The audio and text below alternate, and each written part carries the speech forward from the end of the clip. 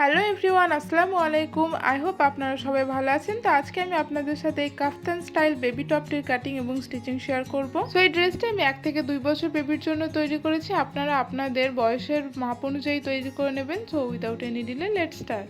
তো এই ড্রেসটি করার জন্য এখানে আমি ফ্রন্ট পার্ট ও ব্যাক পার্টের কাপড় নিয়েছি। তো এখানে আমি ফ্রন্ট পার্টের চওড়াটি নিয়েছি 12 ইঞ্চি এবং লম্বাটি নিয়েছি আমি 6.5 ইঞ্চি, এবং ব্যাক পার্টে আমি চওড়াটি নিয়েছি 16 ইঞ্চি এবং লম্বাটি নিয়েছি 6.5 ইঞ্চি। এখানে আমি ব্যাক পার্টে 4 ইঞ্চি এক্সট্রা নিয়েছি, কারণ ব্যাক পার্টে আমি হুকপট্টির ঘরটি আলাদা করে আর এক্সট্রা অ্যাটাচ করব না, এখান থেকে হয়ে যাবে।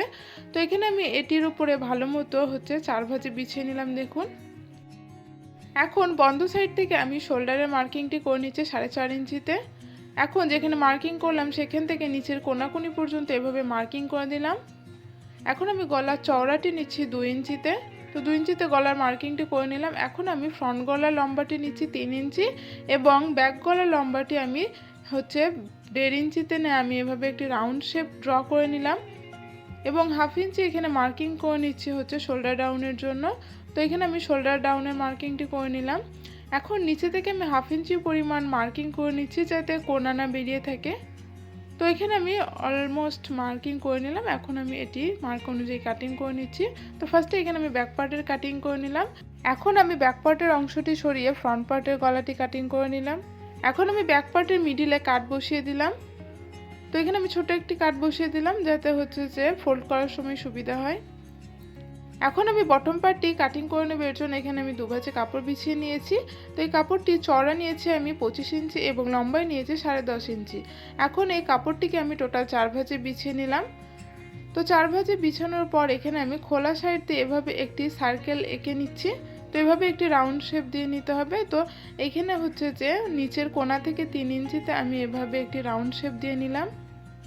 এখন এই শেপ অনুযায়ী আমি বটম পার্টটি কাটিং করে নিচ্ছি।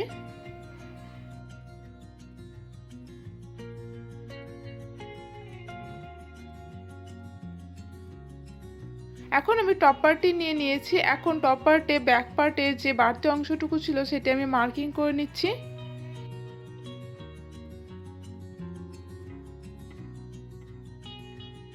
এখন আমি এটি প্রথমে 1/2 ইঞ্চি পরিমাণ মুড়ে দেন, তারপরে যে অংশটুকু আছে সেটি মুড়ে এভাবে বোতামের ঘর তৈরি করে নেব। তো ঠিক এভাবে আমি এই পার্টেও বোতামের ঘর তৈরি করে নেব। এখন আমি 1/2 ইঞ্চি পরিমাণ মার্জিন নিয়ে শোল্ডার অ্যাটাচ করে নেব। তো এখানে আমি শোল্ডার অ্যাটাচ করে নিয়েছি। এখন আমি গলায় স্ট্রিপ অ্যাটাচ করব। এর জন্য এখানে আমি 1 ইঞ্চি চওড়া একটি ক্রস স্ট্রিপ বা তেরছা পট্টি নিয়ে নিয়েছি। এখন এই ক্রস স্ট্রিপটিকে গলার এভাবে গোটা রাউন্ডে আমি বসিয়ে অ্যাটাচ করে নেব। তো এখানে আমি স্ট্রিপটিকে গলার সঙ্গে অ্যাটাচ করে নিয়েছি। এখন আমি ছোট ছোট কাট বসিয়ে দিচ্ছি।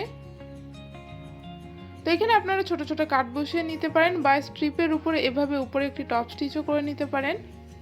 তো এইখানে এই টপ স্টিচটা স্টিপের ওপরেই পড়বে, গলার উপরে কিন্তু পড়বে না। তারপরে এভাবে আপনারা ডবল ফোল্ড করে ব্যাক সাইডে টার্ন করে এভাবে স্টিচ করে নেবেন গোটা রাউন্ডে। এখন আমি বটম পার্টটি রেডি করে নেব। এর জন্য এখানে আমি বটম পার্টের উপরে মেশিনের সবথেকে যে বড় সেলাইটি হয় সেটি দিয়ে নেব। তো এখানে আমি মেশিনের সবথেকে যে বড় সেলাইটি হয় সেটি দিয়ে নিয়েছি। এখন সুতোর একটি অংশ ধরে আমি ওয়েস্টের মাপ অনুযায়ী আমি এটিকে গ্যাদার করে নিচ্ছি। তো এখানে আমি দুটো পার্টই রেডি করে নিয়েছি। এখন এই বটম পার্টগুলি আমি টপ পার্টের সঙ্গে অ্যাটাচ করে নেব। এর জন্য এখানে আমি টপ পার্টটিকে সোজা সাইডে বিছিয়ে নিয়েছি। এখন এই বটম পার্টগুলি টপ পার্টের উপর রেখে 1/2 ইঞ্চি পরিমাণ মার্জিন এখানে আমি স্টিচিংও করে নিয়েছি। এখন আমি ফ্রিল করে রেডি করে নেব। এর জন্য এখানে আমি 2 ভাঁজে টোটাল 4টে লেয়ারের স্ট্রিপ নিয়ে নিয়েছি। তো এই স্ট্রিপগুলোর এখানে আমি চওড়া নিয়েছি 26 ইঞ্চি এবং লম্বায় নিয়েছি আমি 3 ইঞ্চি। এখন এই স্ট্রিপগুলোকে আমি একটির সাথে একটি এভাবে অ্যাটাচ করে নেব।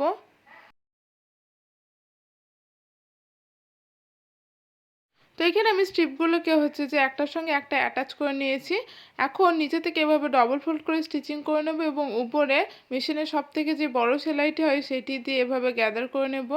এখন আমি ফ্রিলটি টপ পার্টির সঙ্গে অ্যাটাচ করে নেব। এর জন্য এখানে আমি টপ পার্টটিকে সোজা সাইডে বিছিয়ে নিয়েছি। এখন এই ফ্রিলের কাপড়টি আমি টপ পার্টের উপরে উল্টো করে রেখে 1/2 ইঞ্চি পরিমাণ মার্জিন নিয়ে স্টিচিং করে নেব।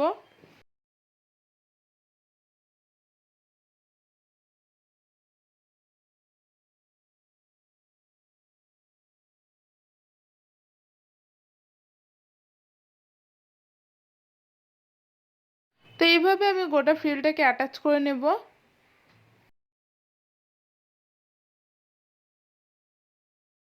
তো এখানে আমি ফ্রিলটি অ্যাটাচ করে নিয়েছি।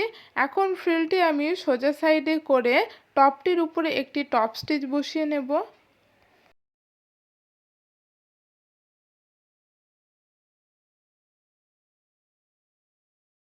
এখন আমি ফ্রিলটির সাইড স্টিচিং করব। এর জন্য এখানে আমি ফ্রিলটিকে ভালো মতো সেট করে বিছিয়ে নিলাম।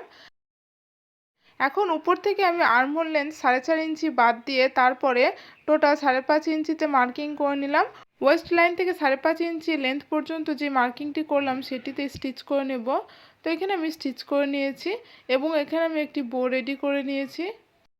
আজকের ভিডিওটি আপনাদের কেমন লাগলো অবশ্যই কমেন্ট করে জানাবেন। ভিডিওটি ভালো লাগলে ভিডিওটিকে একটি লাইক করে দেবেন। দেখা হচ্ছে নেক্সট ভিডিওতে। টাটা।